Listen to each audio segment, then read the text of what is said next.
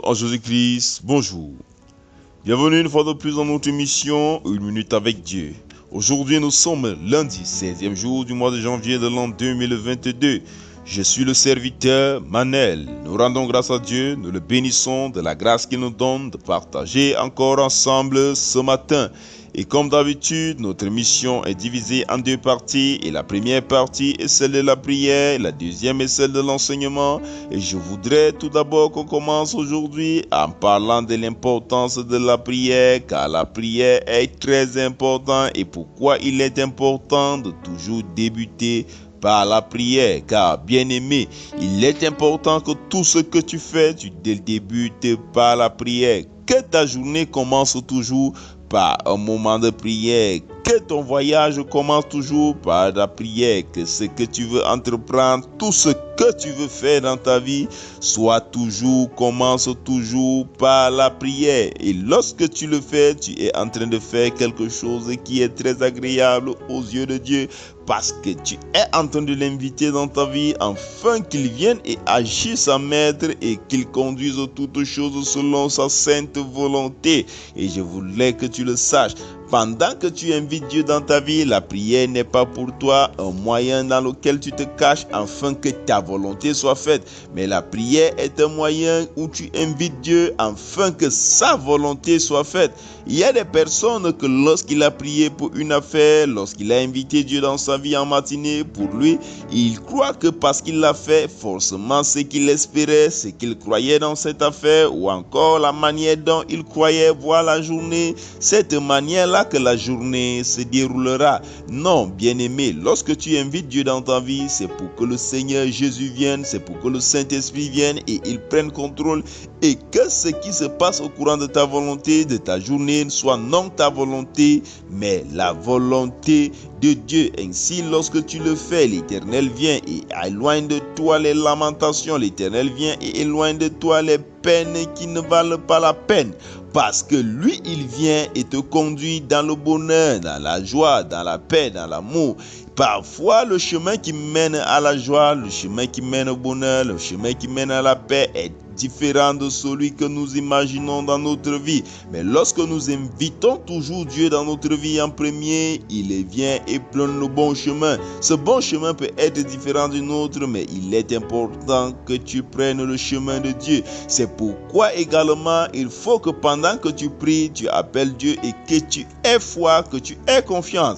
Que lorsque tu as déjà appelé Dieu, quelle que soit la tournure dont les choses prennent, quelle que soit la façon dont tu vois les choses agir, tu as confiance que le Dieu que tu as invité dans ta vie a déjà pris le contrôle et tu continues dans le chemin en te confiant à lui. Lorsque tu continueras ainsi, tu verras la grâce de Dieu, tu verras la gloire de Dieu se manifester dans ta vie. Comme je le disais, inviter Dieu dans notre vie n'est pas un moyen pour nous de nous cacher afin que notre volonté soit faite, mais c'est un moyen afin que sa volonté soit faite. Lorsque Jésus était parmi nous, dans le livre de Jean, le chapitre 6, le verset 39, il dit qu'il n'est point descendu pour faire sa propre volonté, mais il est descendu pour faire la volonté de Dieu le Père. C'est pareil pour nous.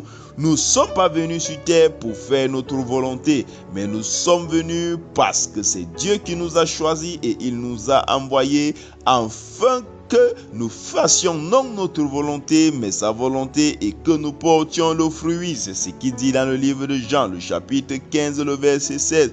Il dit que ce n'est pas nous qui l'avons choisi, mais c'est lui qui nous a choisis. Je voulais partager cela ce matin pour que nous comprenions ensemble qu'il est très important que nous commencions toujours notre journée par la prière et que la prière c'est pour inviter Dieu afin qu'il prenne le contrôle et nous conduise dans la grâce, dans le bonheur qu'il a prévu pour nous, parce qu'il a un plan pour chacun de nous.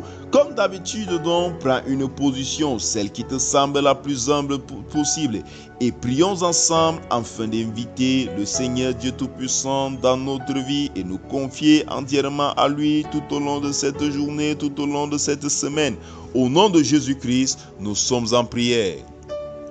Dieu Tout-Puissant, Dieu très haut, Dieu d'amour, Dieu de bonté, Dieu d'Abraham, d'Isaac et de Jacob. Nous venons devant ta face dans le nom puissant et souverain du Seigneur Jésus-Christ. Nous te bénissons, nous te disons merci. Éternel, voici en ce jour, tu nous as encore fait grâce de ce souffle de vie, Père. Nous voulons te bénir, nous voulons t'exalter, nous voulons t'élever. En toutes choses, nous voulons te demander pardon car nous reconnaissons que nous sommes pécheurs et que nous avons marché contre ta volonté. Père, nous te bénissons pour ton sang qui a coulé à la croix et qui nous lave et qui nous purifie. Éternel, nous venons nous confier entièrement à toi, toi qui es le Dieu de la préscience, toi qui es le Dieu omniprésent. Tu es partout en tout temps et tu connais tout en tout temps. Tu connais ce qu'il faut pour nous, ce qui est meilleur pour nous en cette journée. C'est pourquoi nous nous remettons encore entièrement à toi et nous t'appelons, ô Dieu, ô Roi, viens à agir en nous au travers de ton Saint-Esprit. Merci Seigneur pour l'autorité, pour la victoire que tu nous as déjà donnée en cette journée dans le nom de Jésus-Christ. Père, par l'autorité que tu as mis dans notre vie, nous proclamons et nous déclarons qu'en cette journée, aucune puissance des ténèbres ne pourra nous nuire. Nous proclamons et nous déclarons qu'en cette journée, nous sommes de la victoire, nous sommes la lumière, nous sommes le sel du monde dans le nom de Jésus-Christ. Merci Éternel vivant, merci Dieu d'amour, merci Dieu de bonté, merci Dieu de grâce de te souvenir de chacun d'entre nous. À toi soit toute gloire, à toi soit tout honneur par Jésus-Christ, au nom de Jésus-Christ, nous avons prié. Amen.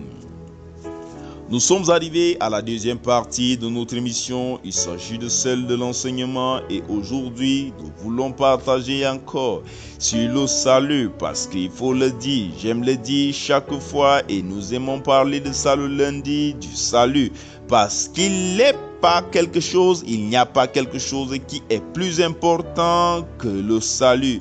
Bien-aimé, tu peux vivre 1000 ans, tu peux vivre 10 000 ans, tu peux vivre 1 milliard d'années si tu veux, mais une chose est sûre, aussi vrai que tu es né, aussi vrai que tu vas mourir un jour et tu auras besoin de ce salut.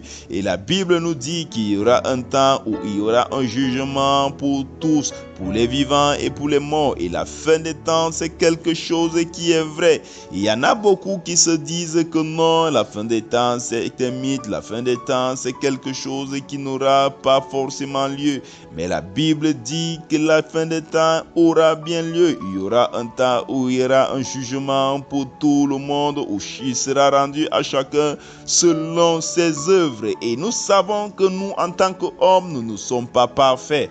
Nous, en tant qu'hommes, s'il faut être rendu selon nos œuvres, nous irons tous en enfer parce que tôt ou tard, d'une manière ou d'une autre, nous vivons toujours et nous péchons, nous commettons toujours des péchés. C'est pourquoi Dieu a tant aimé le monde et il a voulu payer le prix afin que malgré que nous péchions, nous puissions avoir un chemin par lequel nous allons être sauvés. Et ce chemin, c'est nul autre que le Seigneur Jésus-Christ.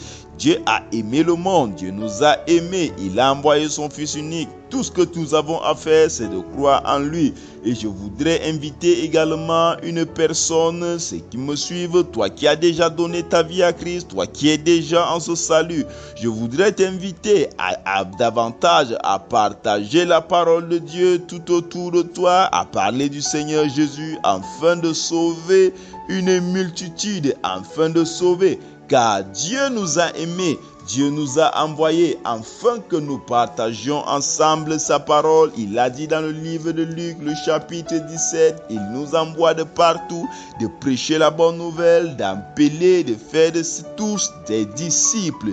Bien-aimé, tu ne peux pas avoir un ami à côté de toi, un frère, un enfant, un conjoint et tu lui donnes quelque chose qui est plus important que le salut. La somme d'argent que tu peux lui donner, les conseils que tu peux lui donner, la vie que tu peux lui donner, il n'y a pas une qui surpasse le salut parce que ce monde nous vivons pour un temps, mais après notre mort, nous vivrons soit en enfer, soit au paradis pour l'éternité. Alors vaut mieux pour nous de sécuriser notre éternité et nous ne pouvons la sécuriser nulle autre ailleurs qu'en Seigneur Jésus-Christ. Nous ne pouvons le sécuriser nulle autre ailleurs qu'au Seigneur Jésus-Christ et c'est pourquoi il est important que nous venons à lui. Et la Bible nous dit il n'y a rien de plus important et il n'y a rien de très difficile à faire dans cela. Tout ce que nous avons à faire, c'est de confesser le Seigneur Jésus-Christ comme notre Seigneur et Sauveur. Tout ce que tu as à faire, tout ce que tu as dit, c'est Seigneur Jésus-Christ, je te confesse comme mon Seigneur et Sauveur. Et pendant que tu le fais le fais du fond de ton cœur. Et lorsque tu le fais, tu viens de l'appeler dans ta vie. Bien-aimé, c'est important de le faire. Nous allons continuer demain, s'il plaît à Dieu. Shalom.